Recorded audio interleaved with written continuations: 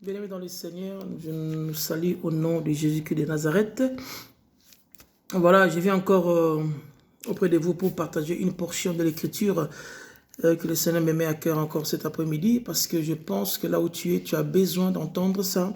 Là où tu es, tu as besoin d'écouter, pas ce qui te plaît, mais ce qui est important pour ta vie ou pour ta destinée, ta vie chrétienne. Bien dans le Seigneur, je suis le pasteur José de l'église de Mission Évangélique Chrétienne d'Alost, auquel nous œuvrons pour la gloire de Dieu. Seul Jésus-Christ est le Seigneur.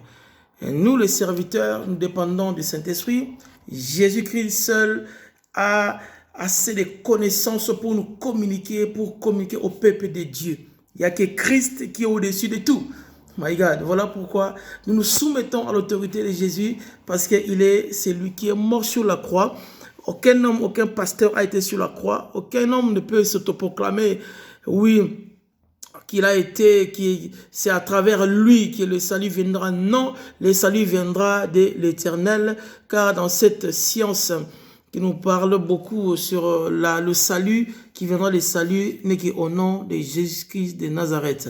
Cet après-midi, nous voulons parler, c'est une question. Pourquoi ta délivrance tarde à arriver?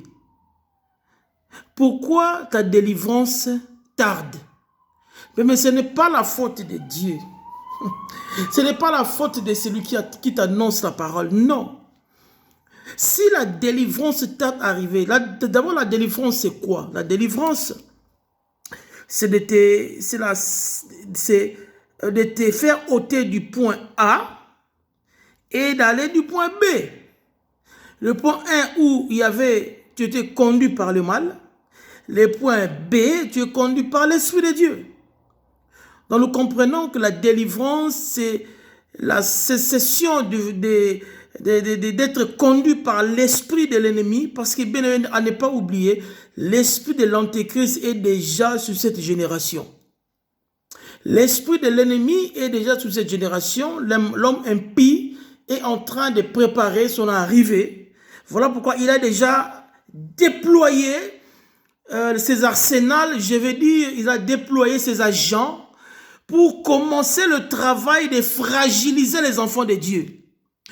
Les agents de l'ennemi, je vais vous dire aujourd'hui, sont déjà en action pour fragiliser l'Église. Or, la Bible déclare, il a donné la clé à l'Église. Le port de séjour de la mort n'est prévenant point contre elle.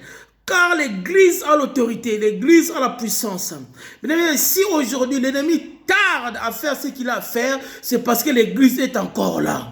Celui qui est rempli de l'Esprit, celui qui est appelé enfant de Dieu, celui qui fait partie de l'Église locale, qui fera partie de l'Église universelle. Je viens te dire aujourd'hui, tu dois résister au vent que les agents de l'ennemi sont en train d'opérer sur la terre. Bien dans le Seigneur, le temps est tellement critique et tellement mauvais, nous devons être attentifs. Nous devons être attentifs.